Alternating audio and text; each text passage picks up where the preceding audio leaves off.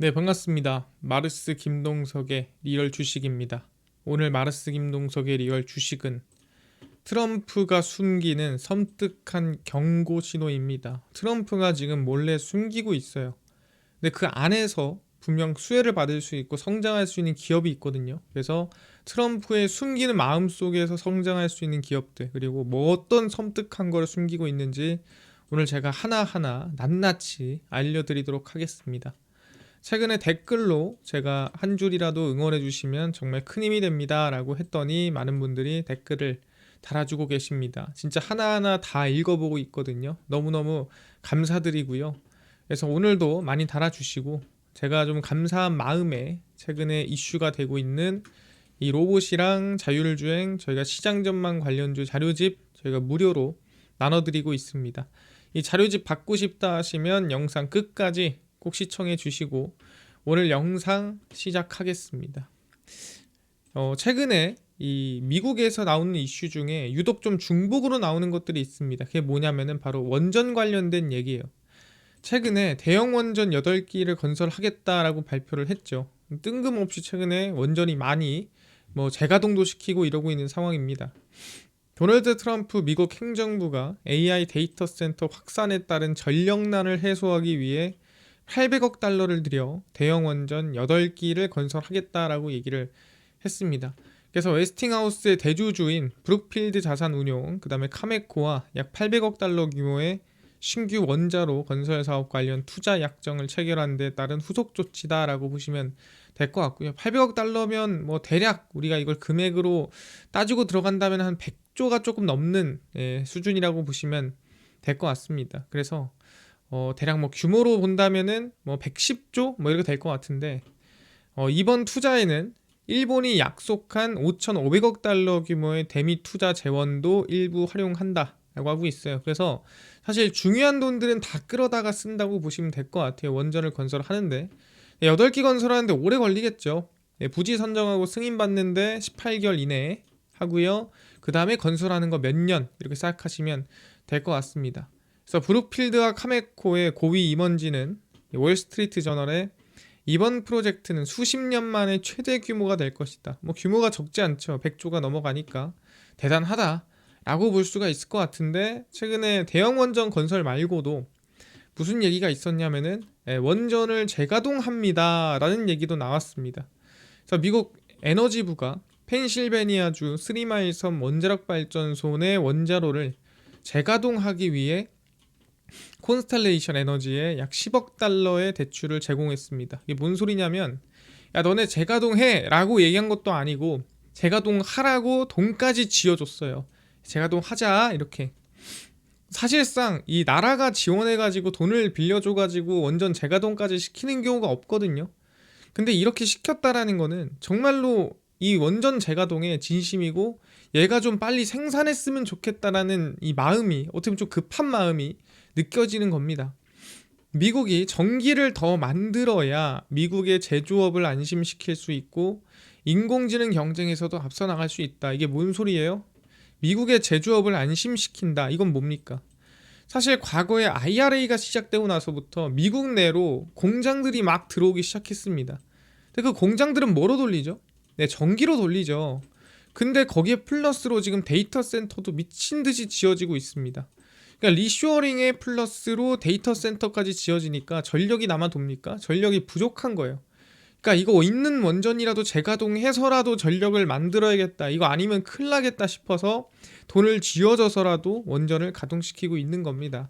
그래서 쓰리마일 섬 원전은 1979년 2호기에서 사고가 났던 곳으로 2호기는 사고 이후 영구 폐쇄됐고 1호기는 비용 문제로 2019년 가동이 중단됐는데, 이거를 이제 돈을 줘서 다시 살린다라고 생각하시면 될 것 같아요.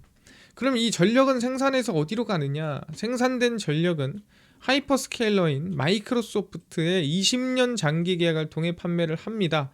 야 너네 데이터 센터 열심히 돌려라, 우리가 전기 넣어줄게 라고 하는 거예요. 그래서 원전을 재가동시키고 있는 상황이다 라고 보시면 될 것 같습니다. 근데 이렇게까지 왜 이렇게 진심이지? 라고 생각할 수 있는데, 최근에 우리 전기세를 좀 봐야 돼요. 국내가 아니라 미국에. 미국의 단전이 폭증하고 있습니다. 단전이 뭐예요? 전기가 끊기는 거죠. 왜 끊기겠습니까? 전기가 부족하니까 끊기는 거예요. 미국 내 11개 주 가운데 최소 8개에서 단전이 급증했고, 특히 뉴욕시의 경우 주거용 단전 건수가 1년 전보다 5배 이상 증가했습니다. 그러니까 전기가 끊길 정도로 전기가 지금 부족한 상황이라는 거예요. 펜실베니아에서는 1월에서 10월 27만 군구 이상이 단전을 경험했고, 단전 비율이 전년 대비 21% 증가했습니다. 근데 사실 단전은 그러니까 불편한 거지 그렇게까지 뭐 엄청나게 문제가 된다라고 얘기하는 건 아닙니다. 물론 단전되면 안 되지만 진짜 문제는 뭐냐면, 미주리, 노스다코타, 오클라호마, 아이오와, 뉴저지 등 전기 인상률이 37%, 30%, 29%, 29%, 26%예요. 전기요금 인상률이 이렇게 올라가고 있습니다. 말도 안 되게 치솟고 있어요. 전기요금 왜 인상되겠습니까? 당연히 공급보다 수요가 많으니까 전기요금이 올라갈 수밖에 없는 거예요. 계속 치솟습니다. 6월 기준 미국 20가구 중 1가구 약 1,400만 명이 공공요금을 체납해 추심기간에 넘어갔거나 연체 상태 놓여 있습니다. 이게 뭔 소리예요? 전기세가 너무 올라가니까 이거 전기세 낼 수 있겠어? 못 내겠는데? 그냥 체납을 시켜버린 거예요. 아, 나 못 내. 배째한 사람들이 20가구 중 1가구인데 지금 가격이 더 오르고 있죠. 그럼보다 분명히 20가구 중 1가구가 아니라 10가구 중 1가구로 늘어났을 가능성이 높고요. 지금 전기세가 말도 안 되게 올라가고 있고, 우리가 지금 그렇게 무서워하는 인플레이션이 지금 전기세에서 나오고 있다라고 보는 거예요. 근데 이거는 뭐다? 수요 인플레이션이에요. 사람들이 너무 많이 쓰니까 공급은 부족한데 올라가 버리는 겁니다. 이제 그런 상태거든요. 근데 우리가 항상 인플레이션 하면은 뭘 걱정했냐면, 항상 원전을 우리의 유가에 대해서 항상 걱정을 했어요. 유가가 오르면은 인플레이션 오르니까 유가 관리를 해야 돼. 근데 유가 관리 지금 얼마예요? 59달러예요. 59달러면 높은 건가요? 낮은 겁니다. 예, 누가 봐도 지금 낮은 구간이죠. 엄청 낮은 거거든요. 근데도 불구하고 전기세가 오르고 있고 지금 물가가 오르고 있다. 이 뜻은 뭐냐면, 유가로 관리할 수 있는 게 아니라는 거야. 유가 막는다고 될 일이 아니라는 거죠. 애초에 이거는 뭐다? 전력 생산을 더 늘리는 수밖에 없어요. 전력 생산을 어떻게든 끌어올려야 돼요. 근데 여기서 전력이 왜 중요하냐 이렇게 얘기할 수도 있습니다. 우리가 중국을 보면은 이해할 수 있습니다. 그게 뭔 소리냐? 전력으로 승부 보는 중국이에요. 중국이 AI가 조금 딸리잖아요, 능력이. 그럼 뭘 하냐면은 전력으로 그냥 갖다 박아버립니다. 화웨이의 최신 AI 칩 어센드 910C의 단일 성능은, 칩 한 개씩 떠봤을 때는 엔비디아 GB200 칩 대비 연상 능력이 약 3분의 1 정도밖에 안 되고요. 화웨이 칩이 HBM 용량 0.7배 수준입니다. 그러니까 엔비디아랑 비빌 수가 없어요. 못 비벼. 네, 너무 성능이 낮아. 그래서 화웨이가 어딜 비벼? 라고 할 수 있는 거거든요. 근데 뭐다? 이거 1대1로 뜨면 안 돼? 그럼 2대1, 3대1, 5대1, 10대1로 뜨면 되지. 그래서 뭐다? 중국은 이 칩을 대규모로 묶어 성능을 극대화하는 스케일 전략을 선택했습니다. 그래서 우리가 흔히 알고 있는 인해 전술처럼 칩이 한 개로 안 된다면은 두 개로 뜨겠다. 그래서 화웨이 최신 AI 클러스터 클라우드 매트릭스 384는 뭐냐면 어센드 칩이 384개가 들어갑니다. 이거랑 엔비디아 NVLink 72는 GV200이 72개가 들어가요. 그러니까 대략 한 5대1로 맞짱 뜬 겁니다. 지금 화웨이 칩 5개랑 이 GB200 칩 1개랑 5대1로 맞짱을 떴더니 얘랑 이긴 거예요. 화웨이가 1.7배 연상 능력과 3.6배 메모리 성능이 나왔더라. 그게 뭔 소리냐? 384개를 묶어놓으니까 72개 정도는 이겨냈다 얘기를 하는 겁니다. 그럼 중요한 게 뭐예요? 당연히 개수가 늘어나니까 전력이 미친듯이 들어가겠죠. 그러니까 효율이 안 난다는 겁니다. 성능이야 갖다 밀어붙이니까 되겠지만 성능이 사실 이 전력 대비해서는 조금 부족하다. 당연히 엔비디아가 효율이 좋죠. 근데 중요한 건 뭐예요? 어센드 384 슈퍼노드는 599kW를 소비를 해 엔비디아보다 4배만큼 전력을 사용합니다. 아까 얘기했죠. 5대1로 맞짱 뜨니까 4배 정도는 전력을 더 써야겠죠. 당연한 얘기인데 중요한 건 뭐다? 중국 내에서는 전기세를 감면해주고 전력 생산도 많아서 사실상 전력이 문제가 안 된다는 거예요. 그러니까 중국 내에서 돌리는 AI 한정해서는 야 너네들이 전력 미친듯이 쏟아라. 그 대신에 이겨. 근데 전기세 까줄게. 지금 그러고 있는 거예요. 그래서 뭐다? 아 중국은 지금 전기세를 까주니까 이런 능력을 갖다 붙여서 나오게 할 수 있는 거예요. 그러니까 이게 잘못하면 어떻게 되냐면 미국이 더 나은 칩을 만들고도 질 수도 있다는 거예요. AI로. 왜? 성능이 지니까. 왜 지는데? 1대1로 안 되니까 5대1로 붙여버리니까 진 거예요. 안 돼? 6대1, 7대1, 10대1 전력 생산 전력 많이 들어가? 효율이 안 나? 괜찮아. 내가 전기세 다 까줄게. 지금 전기차로 갔던 보조금이 다 일로 들어갑니다. AI 개발하고 AI 만드는 데 들어가는 전력 비용 까주는데 지금 지원금이 다 들어가고 있어요. 그러니까 뭐다? 아 이거 잘못하면은 중국한테 지겠다. 이거 전력 생산 미친 듯이 해야 되겠는데 해서 이번에 원전 어떻게 살리고 있는 거고, 추가로 전기세가 너무 많이 올라가니까 이거 잘못하면은 이거 인플레이션 올라가겠는데, 이거 물가 상승 나오겠는데 라는 걱정도 드는 거죠. 그러니까 어떻게든 지금 저기 구석에서라도 전력을 끌어오려고 하는 거예요. 근데 여기서 드는 생각, 아니 그러면 조금 마음을 좀 내려놓고, 아니 금리 인하를 조금 늦게 하고 물가를 먼저 잡고 좀 가면 되지 않겠냐. 금리 인하 좀 미뤄. 뭐 2026년도 한 4, 5월로 미뤄. 그 다음에 우리 물가 잡고 천천히 다시 금리 인하 하자. 왜 지금 금리 인하를 하면서 왜 물가까지 잡으려고 하냐. 그러니까 어려운 거 아니야? 이렇게 얘기할 수도 있습니다. 근데 금리 인하를 안 하면 안 되니까. 그러니까 누가 봐도 트럼프 대통령이 금리 인하 급해 보이잖아요. 왜 급하냐고. 사실 아무도 이해 못 하잖아요. 근데 급한 이유가 있어요. 알려드리려고 합니다. 일단은 첫 번째, 미국의 학자금 대출 압류입니다. 이게 뭔 소리냐면은 미국도 이제 대학을 다닐 때 학자금 대출을 받습니다. 근데 사람들이 갚는 사람도 있지만 안 갚는 사람도 진짜 많아요. 근데 이거를 안 갚다 너무 안 갚았는데 2020년도에 좀 특별한 일이 있었죠. 아시겠지만. 그래서 그때 혹시 다 파산할까봐 야 일단 갚지 마. 좀 밀어줄게 해서 밀어줬어요. 그리고 나서 2023년도, 2024년도에 야 우리 다시 회생하자. 너네 내가 신용도 좋게 만들어줄 테니까 천천히 갚기 시작하자. 또 그것까지 또 얘기를 해줬어요. 그럼에도 안 갚는 사람들이 있는 거예요. 아예 그냥 연체하고 몇 년씩 그런 사람들 대상으로 해서 그분들은 신용도가 애초에 뭐 바닥인 분들이에요. 그래서 미국 교육부가 연방 학자금 지원국이 5월 5일 월요일부터, 그러니까 올해입니다. 2025년도 5월 5일부터 연체된 연방 학자금 대출에 대한 징수를 제기한다 발표했습니다. 그러니까 지금까지 강제로 징수하진 않았어요. 내세우만 했어요. 근데 이제는 뭐다? 강제로 뜯어갈게 라고 하는 거예요. 그래서 500만 명이 넘습니다. 그 연체자가. 그 대출자가 360일 이상 월 상환금을 납부하지 않아 채무불이행 상태고, 평균이 그 이후에도 90일에서 180일, 상당수는 7년 이상 연체를 했습니다. 말도 안 되게 500만 명, 한 600만 명쯤 돼요. 그런 사람들이 그냥 내라 그래도 죽어도 안 내는 사람들인 거예요. 그러다 보니까 야 너네들은 진짜 안 되겠다. 그래서 내가 원래는 이 정도까지 안 하려고 그랬는데 야, 이제 좀 먹고 살만 하잖아. 그러니까 연방 학자금 지원국에서 올해 여름까지 임금 압류할게 라고 통지문을 발송했습니다. 그래서 통지문을 발송을 한 다음 달부터 압류가 가능해요. 그래서 아마 8, 9월까지 발송을 했을 거고, 8, 9월에 발송을 한 다음에 한 달이 뒤 10월에서 11월부터는 이제 뭐 한다? 압류가 됩니다. 얼마? 올해 11월부터는 학자금 대출 밀린 사람들 임금 압류를 최대 15%까지 합니다.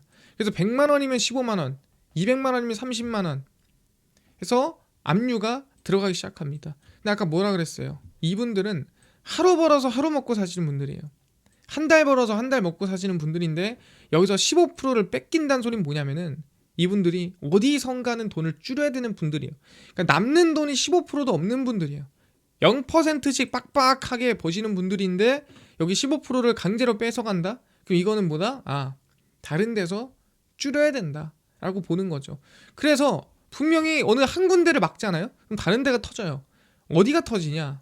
바로 안 그래도 힘든데 압류까지 하니까 미국에서 신용점수가 낮은 차주에게 적용되는 서브프라임 자동차 대출자 연체율이 사상 최고치를 기록합니다. 그러니까 당장 할 수 있는 게 뭐야? 내가 강제로 뜯기니까 내가 내고 있는 걸 막아야겠죠? 뭘 막아요? 서브프라임, 신용도가 그냥 박살이 나 있는 사람들의 자동차 대출의 이자라든가 원금을 안 내더라. 안 내는 사람이 늘고 있더라. 그래서 미국 내 임금 상승률이 정체되고 실업률이 상승하는 가운데 소비자들이 차량 할부금 납부에 어려움을 겪고 있더라. 그러니까 못 내고 있는 거예요. 왜? 압류 당하니까. 그래서 올해부터 이 서브프라임 자동차 대출 중 60일 이상 연체된 비율이 6%를 넘어 사상 최고치를 기록하고 있는데 여기에 추가로 압류까지 되면은 훨씬 넘어가겠죠. 자동차 시장 조사업체 JD파워에 따르면 신용점수 650 이하인 신규 자동차 구매자 비율이 약 14%입니다. 그럼 이 14% 중에서 지금 현재 아까 얘기한 대로 6%가 지금 60일 이상 연체가 됐는데 여기서 학자금으로 압류까지 들어간다? 그럼 이분들은 사실 6%가 아니라 훨씬 더 크게 증가할 확률이 높아집니다. 그래서 말씀드린 게 뭐냐면 이런 상태인데 금리 인하 안 할 수 있나요? 금리 인하 무조건 해야겠죠. 이거 안 하면 잘못하면 망해요. 어디가? 여기에 투자해 놓은 이 대출하는 회사에다 투자해 놓은 지역은행들이 망합니다. 최근에 보셨죠? 트라이컬러 이런 기업들. 근데 이것 때문에 뭐 600만 명 정도로 그럽니까? 600만 명이면은 그래도 미국의 인구가 1억이 넘는데 이 정도 가지고 망하겠습니까? 근데 이거보다 더 큰 게 있습니다. 그게 뭐냐면 바로 상업부동산 대출 만기예요. 그러니까 미국에 우리가 이제 오피스 있죠. 그 상업부동산의 대출을 땡겨가지고 그 건물을 뭐 건설했겠죠. 근데 중요한 거는 그 상업부동산이 미국에서 망했습니다. 왜 망했어요? 다들 재택근무하고 다들 비대면으로 하고 하니까 사실 부동산이 있을 필요가 없는 거예요. 뭐 그리고 들어간다고 해도 최근에 지은 신축 상업부동산에 들어가는 거지 구축에 들어가진 않거든요. 그러다 보니까 이제 대출 만기입니다. 이게 얼마냐면은 이제 9,460억 달러, 9,980억 달러, 그 다음에 1조 1,480억 달러, 1조 2,570억 달러에서 2027년도에 피크를 칩니다. 상업부동산의 대출 만기예요. 그러니까 이 대출 만기가 1조가 만기가 되는 거예요. 얼마입니까? 뭐 1600조, 1700조 이런 거예요. 이 1700조 26년, 그 다음에 또 뭐 한 2000조 가까이 되는 게 2027년, 이게 이제 만기입니다. 그럼 어떻게 해야 돼요? 대출 만기가 나면은 연장해야겠죠. 한 1년씩이라도 연장을 해줘야 돼요. 근데 연장할 때 어떻게 돼요? 이자를 최근 이자로 처리하겠죠. 정말 옛날에 싼 이자로 대출 받았던 것도 이번에 높아져 있는, 올라와 있는 비싼 이자로 대출을 전환해야 돼요. 그러면 이거 이자 낼 수 있을까요? 이자 내기 만기된 거 어렵겠죠. 엄청 빡세겠죠. 엄청난 돈인데. 그래서 상업부동산 뉴욕, 샌프란시스코, LA 등 공식률이 30%가 넘어갑니다. 그런 상업부동산의 대출 만기가 도래한 건데 그 규모가 1년에 2,000조씩이래요. 근데 지금 어떻게 됐어요? 2025년도 높아요. 근데 6년, 7년이 말도 안 되고 7년이 피크예요. 그러니까 이거 터지면 큰일 나는 겁니다. 왜? 이 대출에 노출되는 은행은 대형 은행들이 아니에요. 우리가 아는 뭐 골드만삭스, 모건 스탠리 이런 들이 아니라 지역 은행들이 이 부동산 대출을 엄청 해줬거든요. 걔네들 이거 만약에 터지고 이자 못 내고 이러면은 박살 나는 거거든요. 그래서 이거 트럼프가 막아설라면, 어떻게든 막아내려면 금리 인하 무조건 해야 돼요. 2026년도 연속으로 금리 인하 그냥 때리지 않으면 안 된다라고 생각하는 건데, 이런 얘기 합니까? 이런 얘기 안 하죠. 뭐라고 합니까? 뭐 정부 지출, 정부 이자 내려야지, 정부 이자 너무 비싸, 뭐 이런단 말이에요. 그렇지 않아요. 그러려고 하는 게 아니라 아까 얘기했지만 이 대출 만기 이거 터질까봐 어떻게든 지금 이 악물고, 저 아까 학자금 대출도 마찬가지고 이 악물고 지금 금리나 내리려고 하는 거예요. 이 인플레이션이 나옴에도 불구하고 그 막으면서 같이 하려고 어쩔 수 없이 정말 울며 겨자 먹기로 하고 있는 겁니다. 그래서 얘기를 하자면 인플레이션과 금리 인하를 무조건 동시에 진행해야 돼요. 하나를 막아서면 안 된다. 그래서 전기가 부족해 전기세가 올라 물가를 끌어올리고 있고, 유가를 잡아도 물가를 잡을 수가 없고요. 전력 생산을 더 해야 한다는 건 모두가 알고 있습니다. 전력 생산 부족해. 그래서 원전은 지금 일단 있는 거 재가동시킬 수 있는데 단기간에 건설이 안 돼요. 지금 아까 얘기했지만 승인 나는 것만 18개월이고 건설하는데 몇 년이에요. 죽어가는 원전이라도 살리는 중이에요. 그 정도로 전력이 부족하다. 금리 인하를 멈추고 물가를 버텨내면 되지 않을까 싶겠지만 올해부터 시작한 임금 압류, 거기에 따른 대출 연체, 상업부동산 대출 만기, 이거 누가 이거 해결할 건데? 금리나 해야 됩니다. 안 그러면은 더 큰 위기가 나올 수도 있어요. 금리 인하를 진행하면서 물가도 잡아야 하는 진퇴양난 상황으로 들어가는 중인데 해결 방법 뭐가 있을까? 지금 당장에서 정말 이렇다 할 완벽한 해결 방법은 없지만 적어도 이거는 해야 된다. 그게 뭐냐면 지금 일단 있는 친환경 에너지는 싹 가동시켜야 돼요. 일단 지금 전력 생산하는 거 싹 가동시켜야 돼요. 그래야 사실 전력이 조금이라도 되고 전기세가 오르더라도 좀 둔화로 올라가는 거지. 그게 아니면 안 된다. 트럼프가 친환경을 안 좋아하더라도 해야 된다. 결국 기존에 돌리던 태양광 풍력 에너지 힘을 빌릴 수밖에 없어요. 전력 생산이 당장 안 되면 데이터 센터 건설에도 문제가 생깁니다. 데이터 센터엔 전력 안 들어갑니까? 여기가 더 먹죠.